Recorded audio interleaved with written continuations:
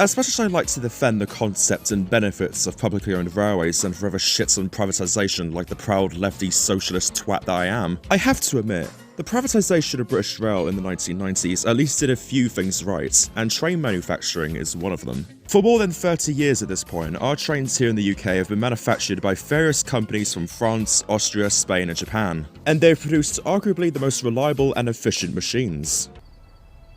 Are you sure? Well, most, anyway. But overall, train manufacturing in the UK has been a success, and arguably still is. From the Bombardier Electrostars to the Hitachi ITs, the biggest companies in the industry have produced so many trains with designs that have become as iconic as the sun, the moon and the stars. But of course, success isn't easy. I mean, look at me. It took me 10 years to get more than 1,000 subscribers. A success story always has to have a beginning, like any story in existence. You always start at ground zero, and it takes trial and error to get to the top. And in the world of train manufacturing in the privatised railway world of Britain, it took a very long time to reach the success it had today. As in the mid-1990s, when British Rail was privatised, rail manufacturing in the UK was first seen as a complete joke. All thanks to a manufacturer who would build the most terrible and unreliable trains ever to ride the rails. This is the story about the rise and fall of Alstom's Coradia family of trains in the UK.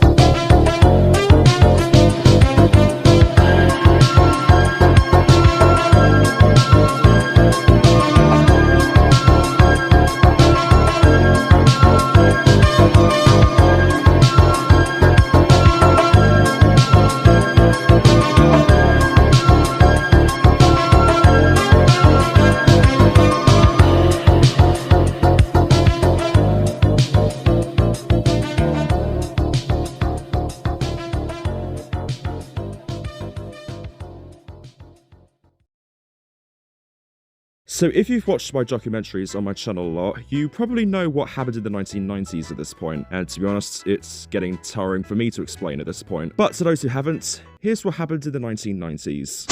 So from 1994, this Brixton-bred dickhead John Major thought it would be a great idea to sell off and privatise Britain's nationalised railway operator, British Rail. And in 1997, the process was finally completed. However, the new train operating companies were in a bit of a pickle. The trains they've inherited. Prior to privatisation and big swanky trains, in the days of British Rail, while they had a few modern trains at the time, such as the 80s built second generation EMUs and DMUs, the fleet of British Rail primarily consisted of what were commonly known as slam door trains, which were basically motorised coaches with multiple doors that could only be opened by pulling a handle down. While slam door trains are now cherished by nostalgia-obsessed geeks, the average commuter of British Rail were not too fond of them. On the contrary, slam door trains were the one among many forms of British Rail that commuters loved to hate. The asbestos-brimmed interiors and faulty door locks made them a bunch of rolling safety hazards, and it resulted in several incidents, such as this boy who in 1992, when he was travelling on a moving slam door train, the door somehow unlocked and swung open, causing him to fall out of the moving train and suffer with severe injuries all over his body. Slam door trains were also not structurally sturdy either. Their wooden body frames made them easily destructible in the event of a train crash. In an unlucky day, one minute you would see a train, and then the next minute the train would crash, and all you would see what's left of it is pretty much a pile of painted splinters. Throughout the final years of British Rail, they tried all they could to get rid of them and replacing them with new trains such as the networkers, but they only ended up replacing a small number of them, and slam door trains continued to stay until the end of British Rail's existence. Now, you might be wondering why it was so hard for British Rail to get rid of these slam door trains. Well, it all came down to two big factors: money and politics. Tory politicians who dominated the UK in the 1980s and 1990s were not too keen on investing in the public sector, and British Rail received little government funding that was essential to build new rolling stock. And politicians were also not keen to make things easy for British Rail either, as because of the fact that British Rail was a publicly owned organisation and was a politically conscious business, British Rail was not allowed to purchase rolling stock from organisations outside of the UK. Whether that was a policy intended for efficiency or a plan among many to destroy British Rail's quality of service to create a reason for privatisation is up to anyone's guess. But that's opening up a different can of worms that's probably better off to be covered in another video. Anyway, so when British Rail was privatised completely completely in 1997, there was no need for this new policy, and the ongoing private companies were allowed to purchase trains from any manufacturer they could find willy-nilly. And as you can expect, no train operating company in Britain was willing to keep the rolling death traps they inherited. So of course, train operating companies began looking for new rolling stock, and several European manufacturers such as Siemens and Bombardier began to receive large numbers of orders and produce several trains such as the Bombardier Electrostars and Turbostars and the Siemens Zeros. However, a new company would emerge and dominate the spotlight: Alstom.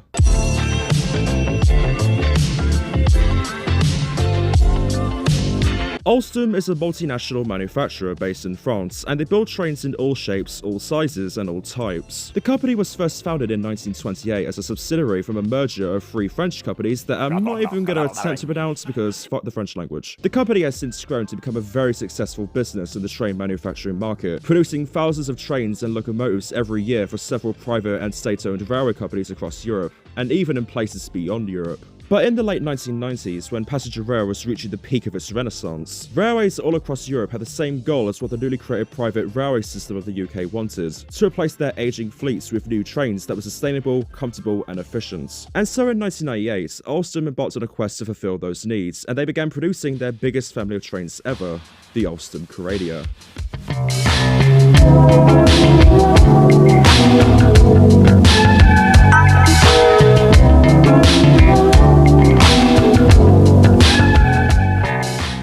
So to understand what exactly the Alstom Coradia family of trains are, the Alstom Coradias are a group of high-performance electric and diesel multiple units that were equipped with the most modern features at the time, such as regenerative braking and smooth acceleration. But it was the passenger experience inside that made these trains incredibly modern. Each Coradia train was designed to be a very high degree of comfort with the most modern systems on board, such as ambient lighting and built-in internet. And some trains were even equipped to include vending machines and onboard ticket machines, if an operator so desired.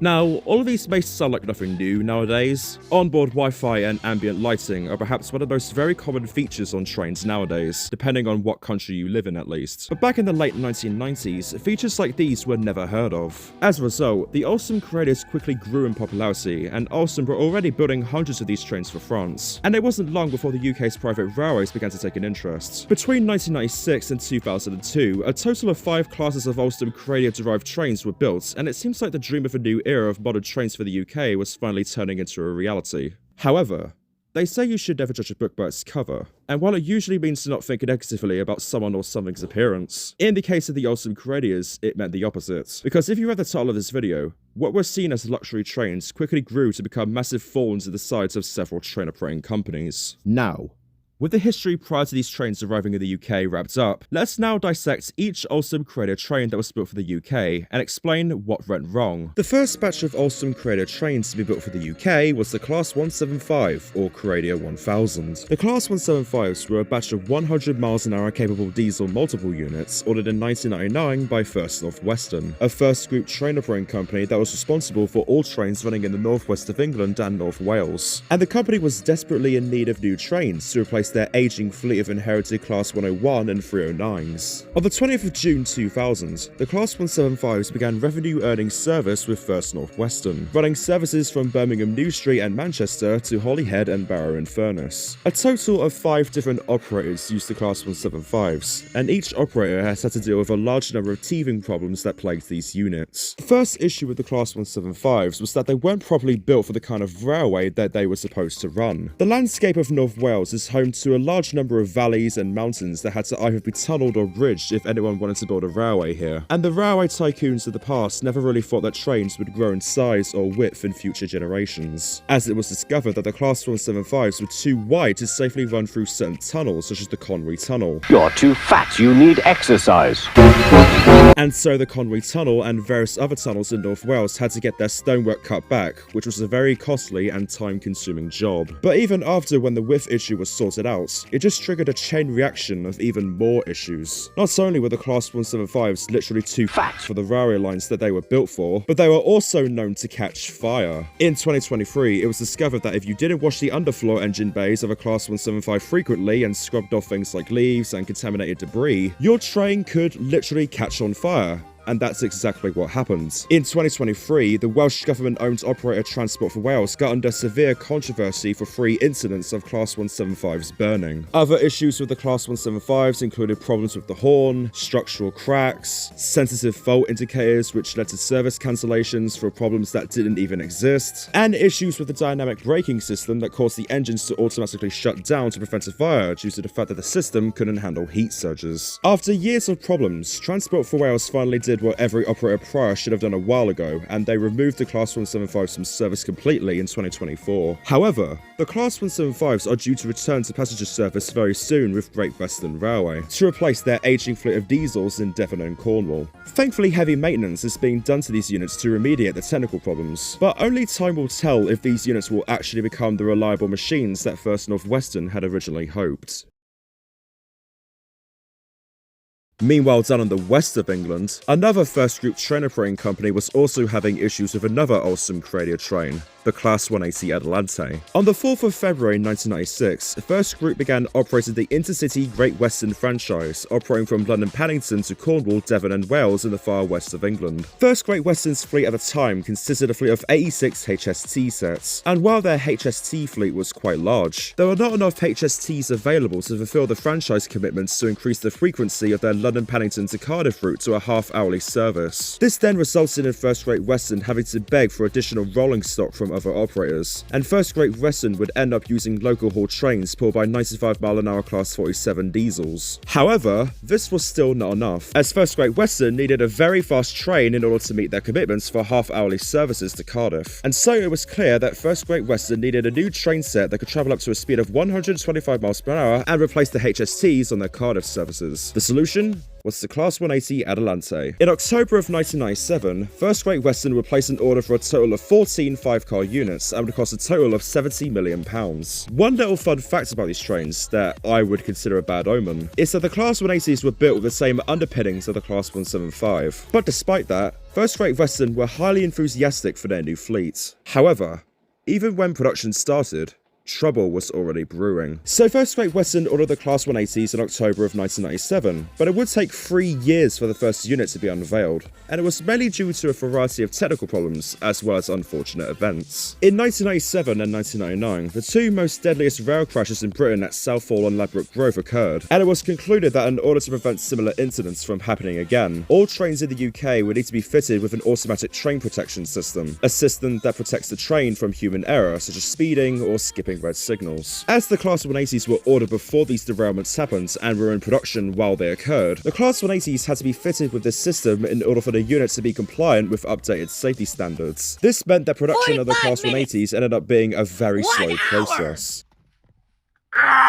On the 18th of April 2000, the first Class 180 was unveiled, and more of the units were nearing completion. However, even when the units were completed, their initial launch for passenger service was pushed back to May of 2001, as Alstom had to correct an issue where severe vibrations in the train structure occurred at high speed. As you can imagine, First Great Western were getting very impatient with the slow production. In autumn of that same year, there was even a rumour flying around that First Great Western would dump the Class 180s altogether, and would instead pursue an order of Class 220 Voyagers built by Bombardier. However, this rumour ended up being false, as First Great Western denied this. In December of 2001, after 4 long years, the Class 180s finally entered service with First Great Western, running services from London Paddington to Cardiff in Wales, as well as Bristol. However, just as when it looks like the Class 180s would be worth the wait after all, the 4-year-long development hell was just a taste, as an array of technical problems with the fleet began to pop up. So to all of the meme-obsessed rail fans watching this video, I of course cannot talk about the Class 180s without addressing this one particular meme that has become associated with these trains.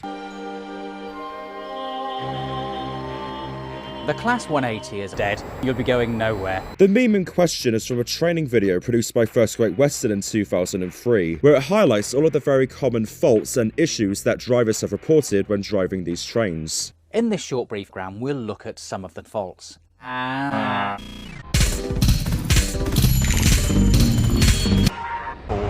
Jokes aside, to say that the Class 180s were a rolling Windows XP era on rails is an understatement. Drivers reported problems with the hydraulics due to vibrations in the drive shafts, and the dynamic braking systems kept on breaking down a lot, causing a lot of unscheduled maintenance in the process. And there weren't just faults affecting drivers. Passengers also frequently complained that the doors would close and lock very quickly. This wasn't really good for First Great Western as a whole, considering that at the time, the rail company already had a tarnished reputation of frequent delays, and even a ticket scandal that nearly resulted in a lawsuit. And now that First Great Western were running a batch of broken trains, they were only just adding more and more fuel to the fire. In March 2009, First Great Western had enough, and all of the Class 180s were retired and replaced by slightly refurbished HSTs, the trains that the Class 180s could have replaced. After that, the Class 180s would then find different homes all over Britain with different operators. A few units ran commuter services with Northern for a brief period, while others joined the open access operator Hull Trains. On the 20th of May 2012 though, 5 refurbished Class 180s would come back to First Great Western and ran services from Paddington to Oxford and Great Malvern. However, much like their early years, their second tenure with First Great Western didn't really last long, as First Great Western, or Great Western Railway as was now known at this point, began replacing all of their diesel trains with BIMO Class 800s, and so the Class 180s left the Great Western Main Line for the very last time in 2017. Today there are only 10 Class 180s left and are currently in service with Grand Central, an open access operator on the East Coast Main Line. However,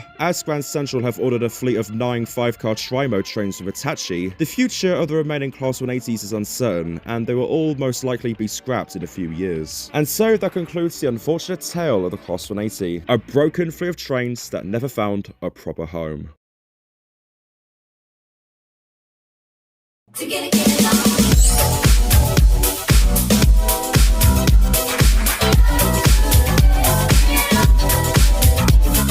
On the 4th of February 1996, the first privatised train service was the 0510 from Twickenham to London Waterloo, operated by the stagecoach-owned South West Trains. South West Trains took control of both commuter and long-distance services of the Network South East South Western franchise, which ran from London Waterloo to places such as Windsor, Weymouth and Southampton. And the company had inherited a large fleet of slam-door trains, Class 445 and 456s, Class 442 Wessex Electric sets, and Class 158 and 159 Sprinter sets. A mixed bag of trains for sure, but by the 1990s, the oldest slam-door trains being the 4CEP and 4VEP units, which dated all the way back to the 1950s, were really showing their age and were falling apart. And so in November of 1996, South West Trains issued a tender for manufacturers to produce 30 4-car air-conditioned electric trains. And, you know who won of course? Alstom won the tender, providing them with Alstom's new sub-brand of Coradia trains that were built specifically for the UK, the Junipers. So, what were Junipers?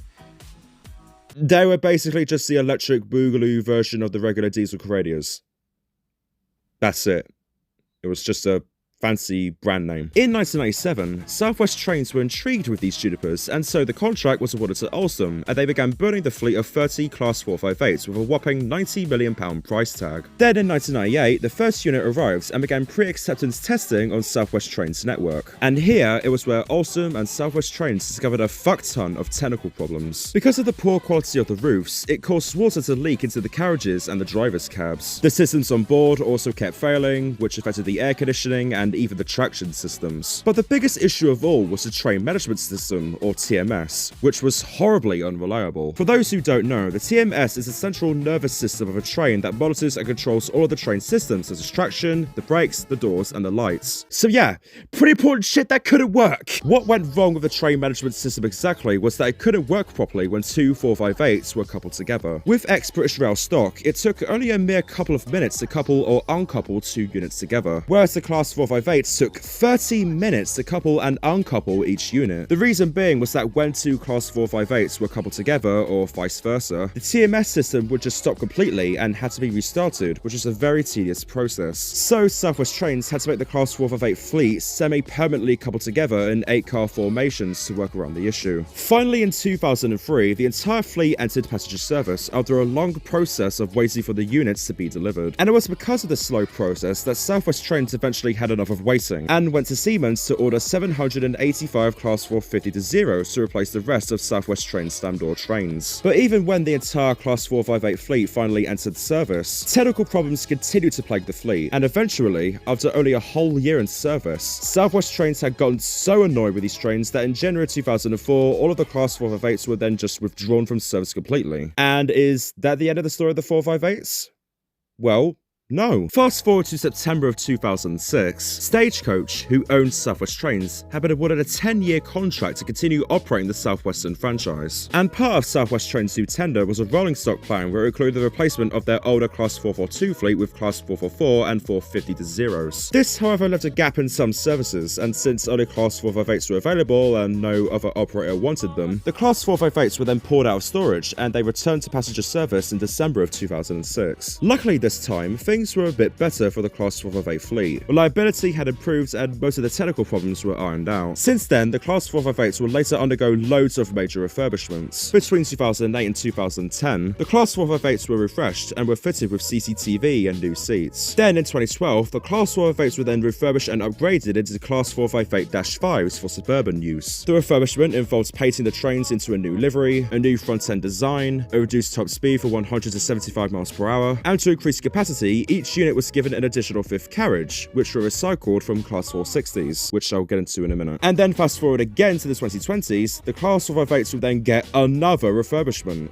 which ended up being a massive waste of money. So by 2017, Stagecoach lost the Southwestern franchise, and First Group, along with MTR in a joint venture, took over the franchise under the new Southwestern Railway brand. And originally, the Class 458s, along with the Class 455s, 456s, and weirdly the 707s, which were ordered by Southwest Trains despite being in service for like a year at that point, were planned to be withdrawn before 2020 and replaced by Class 701s but with Bombardier and later on Alstom due to a merger in 2021. However, because of COVID and a large array of just sheer incompetence, the Class 458 as well as the other batch of trains that were planned to be replaced just ended up staying with Southwestern Railway well into the 2020s. And then in March of 2021, Southwestern Railway withdrew their refurbished Class 442s after only a year or so of passenger service due to, again, COVID and a bunch of technical problems associated with the newly refurbished units. This then left a gap in Southwestern Railway's long-distance services to Weymouth, Southampton and Portsmouth. And so, to make up for the shortfall, Southwestern Railway plans to use the Class 458s on their long-distance services instead. However, due to the fact that the Class 458s were built for suburban use, they had to be rebuilt for mainline use. And so Alstom and SWR spent £25 million on a refurbishment program where the Class 458-5s were to be rebuilt into Class 458-4s. The refurbishment involved removing the fifth carriage, applying the new Southwestern Railway livery, increasing their top speed to 100 miles per hour, and reconfigured seating layouts in the coaches. Testing then began in 2023 and it went pretty smoothly. And in 2024, the Class 458-4s were planned to run services to Portsmouth,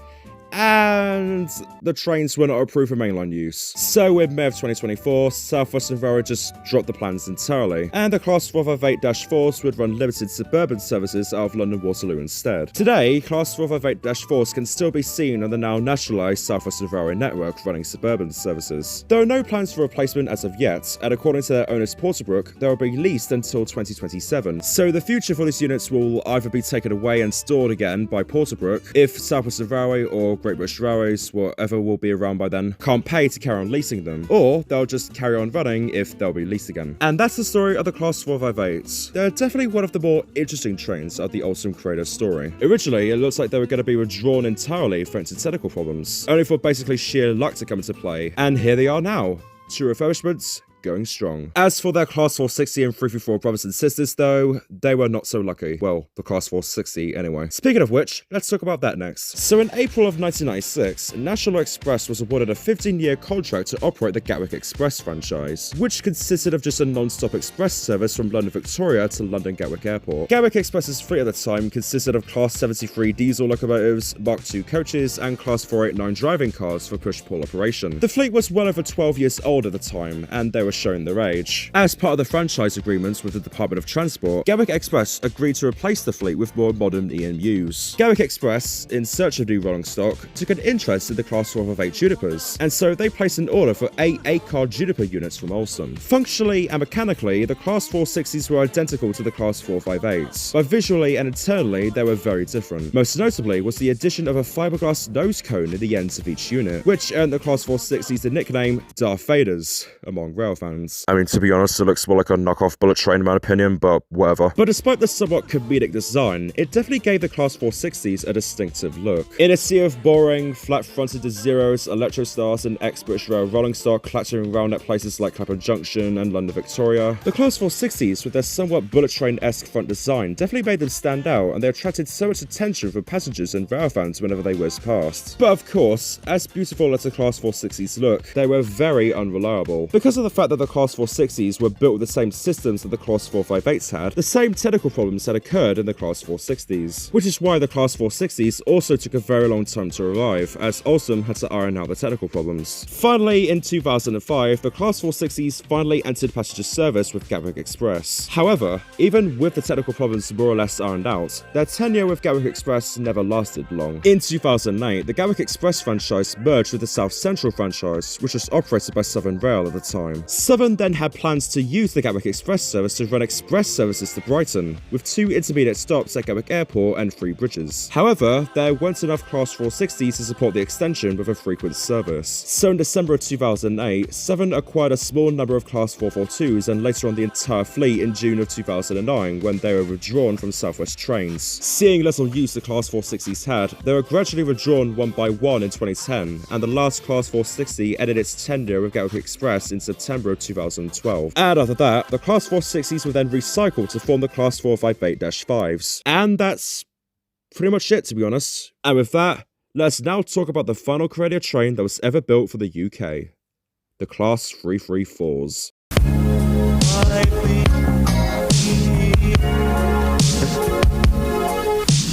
In the late 1990s, the Scotland-based Strathclyde Partnership for Transport, or SPT, a public transport authority that oversees all of Glasgow's public transport as well as in the west of Scotland, took full control of Glasgow's mainline suburban railways out of Glasgow Central and Queen Street after the privatisation of British Rail's ScotRail sector, and it inherited a fleet of 1960s built Class 303 Blue Train units, which were really showing their age during the 1990s. So in 1999, SPT, who also took an interest in the Junipers down in southern England, decided to replace the 303s with Juniper EMUs. Much like the Class 460s, the Class 334s were functionally identical to the Class 458s. However, what made them different visually was that instead of a gangway in each end that the Class 458s have, the Class 334s would have front-end designs with no gangways at all. The Class 334s were supposed to enter service by 1999. However, they wouldn't enter service until 2001 due to the same array of technical problems that plagued the Class 458s and 460s. However, even when the Class 334s finally entered service in 2001, technical issues as well as quality problems still persisted. Passengers frequently complained about squeaky and screeching noises whenever the train accelerated or slowed down. The lack of air conditioning and tables in earlier designs made comfort practically non-existent, and lights would frequently turn off whenever the train passed neutral sections of overhead wires. But despite the huge array of technical problems, SPT continued to operate the Class 334s for many years. And eventually, when all of Scotland's railways were nationalised into ScotRail, many of the teething issues were ironed out as time progressed. So much like the Class 458s, their fate was spared. For now, anyways. And so that was the story of the Alstom Coradia family of trains in the UK. What at first was seen as the luxurious and modern trains that British commuters so desperately desired, turned out to be rolling nightmares on rails for both train operating companies and passengers alike. Persistent technical problems and production decisions ultimately turned these trains into an embarrassing laughingstock for Alstom, and they would become one of several examples that highlighted the severe problems of Britain's privatised railway world. Alstom tried as hard as they can to refurbish them, but at this point, the damage had already been done. After the shit show of Alstom's trains ended in the early 2000s, train operating companies no longer wanted any kind of train from the manufacturer anymore, and preferred buying more reliable trains from the likes of Siemens and Bombardier, as well as other newcomers like Hitachi and CAF. It was clear that there was too much competition and bad stains for Alstom to cope with, and so after Alstom completed their final batch of Class 390 Pendolinos for the West Coast mainline, Alstom closed their UK-based factory in Washwood Heath, where all of the Coradias were built, and Alstom never built another train for the UK ever again. Only recently, however, Alstom decided to come back to the UK after several deals were made. In 2017, Alstom began producing the new Adventurer brand of trains along with Bombardier with the introduction of the Class 345 for the Elizabeth line. And in January of 2021, Alstom purchased Bombardier and have begun producing more and more Adventurer trains for several operators. Then, in December of 2021, Alstom and bitter rival Hitachi have been awarded the contract to build the fleet of Class 895 trains for High Speed 2. And in May of 2024, Alstom Alstom, along with the likes of CAF and Hitachi, are bidding for a tender to produce a total of 640 new carriages for South Eastern, to replace the remaining fleet of aging Class 465 and 466 networkers. The decision is still yet to be decided, and to be honest, if you ask me, it will almost certainly go to Siemens, as South Eastern's fleet of Class 707-0 city trains have been quite a success, but only time will tell. There may or may not be one question that's plaguing your mind right now. Why? Why is Alstom the way they are? Why do they continuously make trains that end up breaking down and never learn from their mistakes? Well, to be honest, I don't even think Alstom themselves know. This situation and the Alstom Coradias are just one of several stories that highlight the sheer incompetence of the company. For years, Alstom has had a reputation of building trains with severe technical problems and have delayed several orders from many railway companies across the world, and even a few of them have resorted to legal action. And yet, Alstom just carries on with the same cycle like it's business as usual. It seems the old saying, if at first you don't succeed, try and try again, it's just Alstom's motto at this point. It's unknown as to whether Alstom can learn from the mistakes of the past and make great trains again. But like I said, success is never easy, and will always be a struggle to achieve. And maybe this time, success will finally be rewarded, and Alstom can finally put the mistakes of the past to rest. Rains Park, New Malden, Bury Service, Thameslink and Hampton Court. Mind the gap between the train and the platform.